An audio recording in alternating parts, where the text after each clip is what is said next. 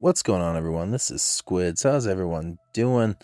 It's been quite a week in the anime world, so I figured I'd start this week off by going over Saturday's episode of Jigokuraku, because if it gets any more crazy, I figure this is the good way to start the week, even though we're a couple days late. And boy, do we have an episode this week. Pretty kind of scattered, but getting everything all put into place and getting these partnerships built up so we can see what's pretty much going to happen on this free-for-all battle that we've got coming our way here in the next 8 weeks or so, because I believe this one is a 13 episode season, so we got a little more extra week of time to spread it out and enjoy the art that we are giving to us. But with that being said, let's talk about this week's episode. So it kind of takes place with technically four of our main characters. So we got Gabimaru, Yuzuriha. Oh my goodness, this episode's gonna kill me. Yuzuriha, the purple-haired ninja that's voiced by Rai. And then you have Aza, which is the one that has his eye crossed out. And then you have Tamiya, who is that ginormous guy that we've seen in last episode that honestly doesn't get much screenplay this episode, but I'll tell you what, at least you get pretty much kind of what he's about. And then his little helper that he's got with him, the samurai that's been watching him, we find a little bit more about him too. This is kind of more of, I guess, a background story episode, which is kind of snazzy. You don't get those very often in a lot of series, especially this early on, to develop the characters that we're getting into, so I accepted it. And from the very beginning, we start off, and he's not in it very long, but it's Tamiya, and we kind of find out, his past life. Some lord asked him to be his officer, and the officer asked something, or the lord asked something a little he didn't like, because he was kind of a coward, so he kind of rebelled against that, and that's pretty much what sent him straight to prison, which is kind of lame, but at the same time, if that's what his problem is that he freaks out constantly all the time, that's probably going to come into fruition coming forward on here. So just keep that in mind. And straight from there, we meet up pretty much right after that flashback with his guard samurai, who is Fuchi. And we learn a little about him, and pretty much just the fact that he did a lot of things, because a lot of these samurais have like a very different backstory, obviously, that got him into this business. And we kind of find out, we didn't learn a super shit ton, but it kind of seemed something to do with dead bodies and doing things along those matters. So there is that. And he's getting kind of mad that he was insulted by this criminal, and he won't let him insult them. But they move on from there, and they kind of move forward, and we learn that, this isn't exactly per se what Tamiya had in mind, what was going to happen with how strange this island is, with all the crazy ass religious and beautiful, may I add, backgrounds and giant ass creatures that we pretty much let off from the last episode, but they kind of wanted to give us a slight bit of backstory on top of it before it led into this episode.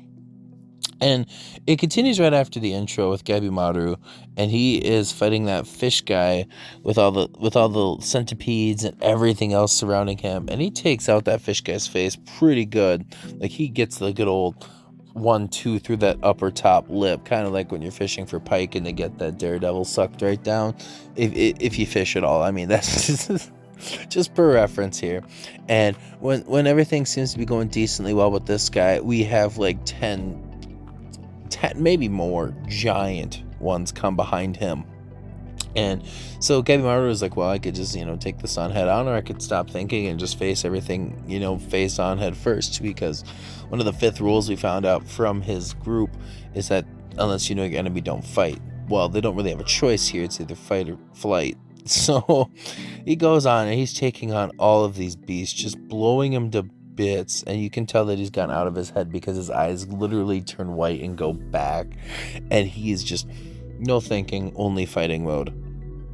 So, and while that's going on, you can see that Gabimaru is really in a conundrum right now because he's he's obviously trying to fight so he can keep going, but he just had like last episode that huge kind of like, I wouldn't say heart to heart per se, but like a good, a good heartfelt conversation moment with his girl that he is with, the samurai. And her name is slipping my head at the very moment. Sagiri, yes, Sagiri. So Sagiri and him are kind of having these like mental moments where he's like, should I protect her? Should I save her? And right when he goes to save her and slap that arm away from that is going to attack her, after he's defeated all of these, he saves her, and Sagiri's in his arms, and we come to find two other samurais plus Ninja Girl come and approach. And one of the samurais actually saves him and Sagiri from getting attacked. However, we come to find that it is our one and only Yuzuriya, the one voiced by Rai, and she comes to here and she's like literally within like the get-go trying to seduce our boy to get him to fight with her because, clearly that probably works really well for her in the past, but doesn't work on Gebimaru. He's got her in an arm twist within 2 seconds. He's like, look, what do you want? I'm not down for this. Like, this isn't my thing. Don't get you seducing me. It's not going to work. So he's asking originally pretty much how she has two samurais. And we come to find out not the older one, but the bigger one we've seen in a couple cutscenes during the last couple episodes here was originally signed to Moro Makia, the apostle. He was like the red-haired, fancy, prissy boy. And pretty much she comes to find out, based on quote-unquote testing on him, what works and what doesn't work. But he wants to find out, like, why she wants to work with him and why she wants to live and all of these things, which are actually pretty good questions to ask. But she tells him, you think these monsters are the real threat, but the real threat are these butterflies, which we kind of found out last episode, obviously, with our big man himself, Tamiya, chopping his hand off. So, I mean, there is that as well. But we kind of see these flashbacks of, like, she pretty much just took that man and tied him up and just tortured him to full max. Even though she says, like, she did all these things, you could tell this whole time she is lying. And she's lying about everything. Pretty much the fact that she has a sister and she went to this place and he sees right through it. And she's like, you know what? I'm not going to actually tell you what I did to him, even though it goes to this flashback that we can kind of see in like the last episode cutscenes where we thought she was dead, but in reality she just had a blade in her shoulder and clearly faked it so he would die. But just petty things that we probably should keep in mind. The fact that she's going to try obviously to betray Gebimaru, even though we all know that, but like it's heavily more implied because of this situation. But they end up working together, and while they're doing that, our girl is over in the corner. Like I said, she's like having a rough time, and she's passing out, and Sagiri she just I love her, and I really hope she has a good character arc, but man, so far she has just been nothing but trouble. And we're done with that arc of this story so far, which we plop into an other arc, or not necessarily arc, but characters, and that's going to have to be Aza and his brother, who also became one of the samurais. And we find out right away that he became a samurai within a doubt to save his brother, because long story short, we go through this situation, and like their father was a samurai and their clan was disbanding because their master died, so the Ronin revenged, and long story short, the Ronin ended up getting all sacrificed. And in order to survive, the brothers pretty much became bandits because they got abducted by bandits, and that's just the life they lived. However, in the very end there, they're about to get caught, and Aza's like, look, bro, escape. We're going to figure this out. You leave.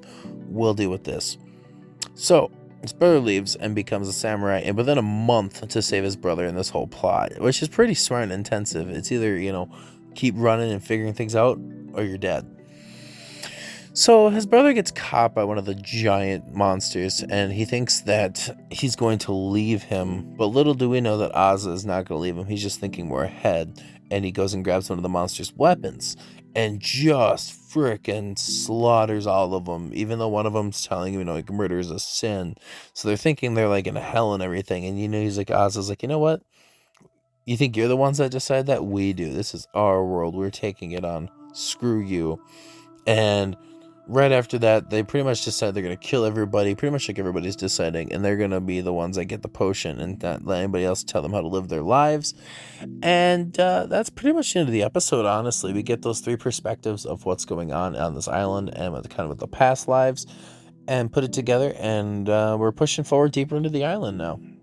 So we got a little action, a little plot, and some like little slutty love-esque vibes, which is really neat.